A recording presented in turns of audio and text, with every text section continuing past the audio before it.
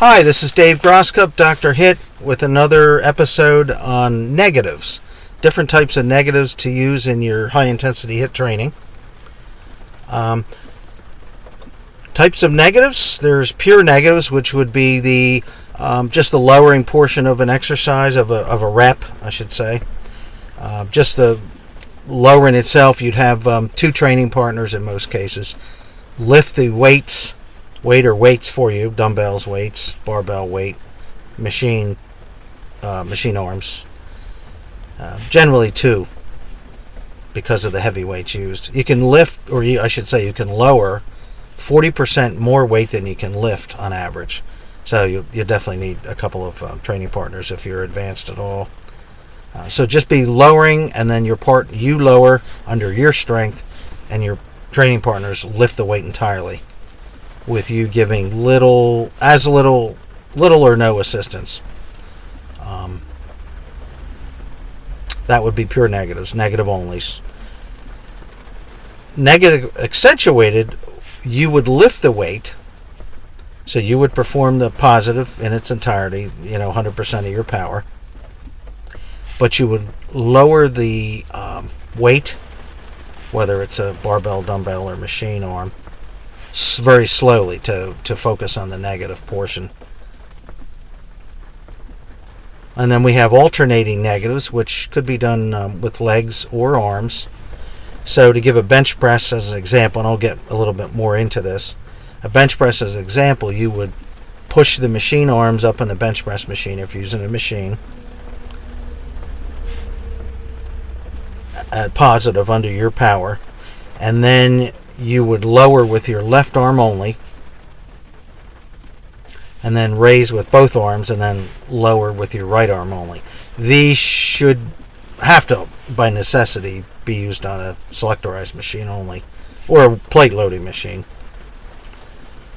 Due to safety, it would be pretty hard to lower barbell with your left arm only. You can only do this on a selectorized or plate load machine, preferably selectorized. So much easier. That would be alternating negatives. The nice thing about those reps, and the plus on those reps, this type of alternating negatives, is you're able to lift a weight with both arms and then put all the force of the negative on your left arm, and then lift with both, and then have the entire weight pushing against your right arm to lower. So you're able to really load each arm much higher than you could normally, even with a negative accentuated. Force negatives, you would necessitate a training partner. You would lift the weight under your own power, 100%, and then your training partner, you would lower the weight slowly, but in addition to that, your training partner puts extra force on the bar or machine arms to give you extra negative pressure. So there's several different type of negatives. Generally with negatives you can lift, or I should say lower, 40% more weight than you can lift. So great way to overload your muscles, and actually the most beneficial section of a rep is the negative.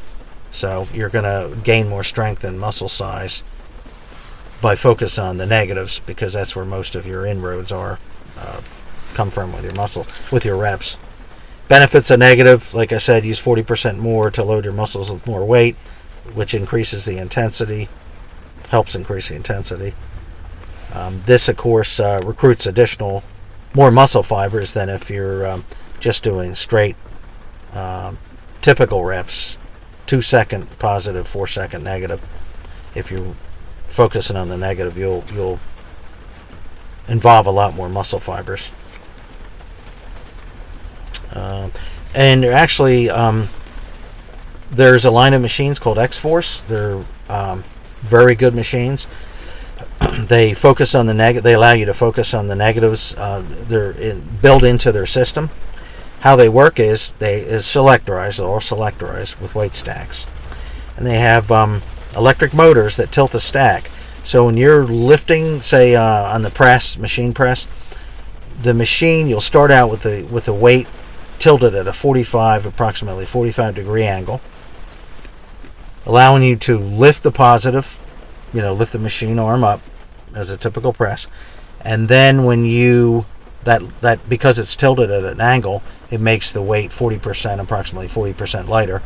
And then when you lower, the electric motor tilts the weights of the weight stack straight up, so it's in line, and that overloads your muscles. It puts the full brunt of the weight on your muscles when you lower it.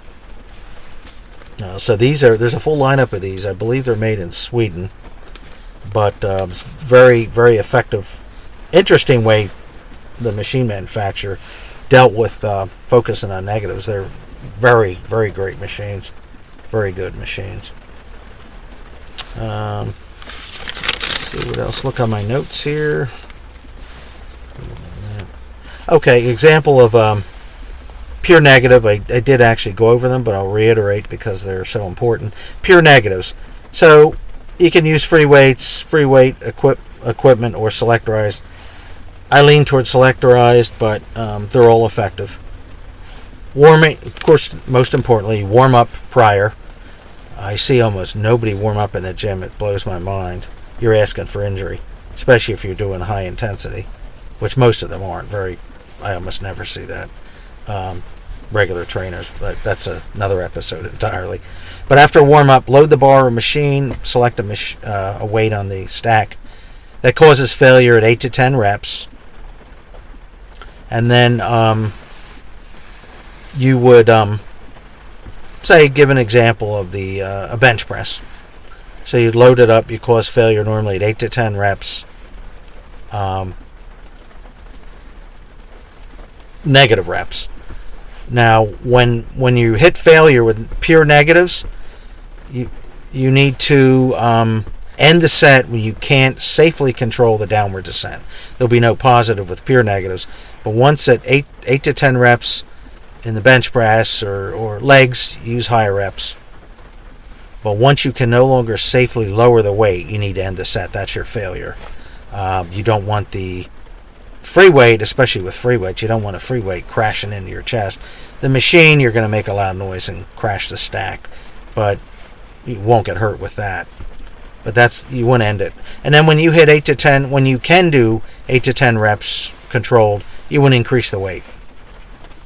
5 to 10% generally, and go to 8 to 10 reps until you can't control it again. So that's negative only. Okay. Or you can also, as an alternative, add weight when you can complete 12 negatives, then add weight to get back down to 8 to 10. So you could go up in reps and then add weight to go back to 8 to 10, then go up to 12, then add weight to go to... That works as well. Negative accentuated is done by lifting or raising a weight, so free weight or machine arm. 2-second positive, like I mentioned. And normally in high intensity, we do a 4-second negative.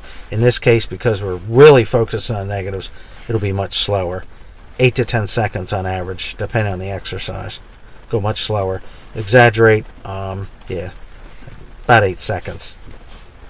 So about double what you normally would in a high intensity set. Emphasizes the negatives. Alternating negatives, you want to, let's say, curls, machine curls. Warm up, of course, on everything. After warm up, lift the machine with both arms, and then when you get to the top of the curl, you lower just with the left arm, and then lift, curl the entire weight with both arms, and then resist with your right arm. You can even do this in a leg press. Load the leg press up, machine leg press, or free weight, machine arm, or machine weight machine leg press. Either or. Load it up or select the weight. After warm up, push the weight out. Preferably don't lock out. I avoid lockout because it keeps the stress on the muscle. Doesn't let it rest. Very important. Wait about a second or two and then lower the weight 6 to 8 seconds. And with legs, again, if we're talking leg press, generally 12 reps, maybe up to 15. is ideal for legs. They need higher reps than the rest of your muscle groups. That would be a good one. The leg press.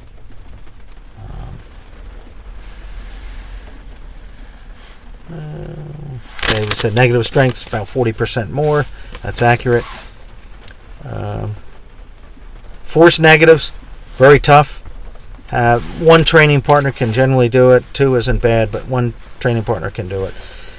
Given the machine bench press as an example again, you would select a weight, causes failure 8 to 10 reps. Press the weight up. Training partner pushes the weight down, gives you extra resistance on the way down. Doesn't jump on the bar machine, but gives you extra resistance. Once you're in a groove with a knowledgeable training partner, it'll go extremely well. But your training partner pushes the bar down, machine arm down, giving you extra rep, and then allows you to press it back up. Use an example, the bench press, machine bench press as an example, and then repeat that till you have 8 to 10 rep negative, or 8 to 10 rep failure. Now, you won't be able to use nearly as much weight as you do with a typical high intensity set, because the negative force negatives exerts a lot more fatigue onto your muscle and recruits a lot more fibers, so it's going to wear your muscle out a lot sooner. So you'll have to go with maybe 15 to 20% less weight than you would do with a typical, say, machine bench press for the force negative and machine bench press. And that goes with curls, tricep extensions, leg extensions, leg curls, leg presses, machine pull downs, that kind of thing. Rows, machine rows. It's great variation, and these are awesome to overload your muscles. Again, if you're able to complete 8 to 10 reps, generally on your upper body, that's ideal to failure. Then when you can create, and again, you want to end the set when you either can't press up anymore, or lift anymore, or extend anymore, depending on the exercise, or definitely when you can't control the downward movement. That's a safety issue. Legs, generally, like I said, 12 to 15 reps. Then you definitely want to add weight. But hope this gives you a little more information on negatives. I will be talking more on them in the future, as well as other high-intensity techniques. Please check my books out on Amazon. I have 12 available. They deal with this subject and many others. And please subscribe to my YouTube channel and keep your eye out. That way you'll get notified too of upcoming episodes on different intensity techniques. Thank you for listening.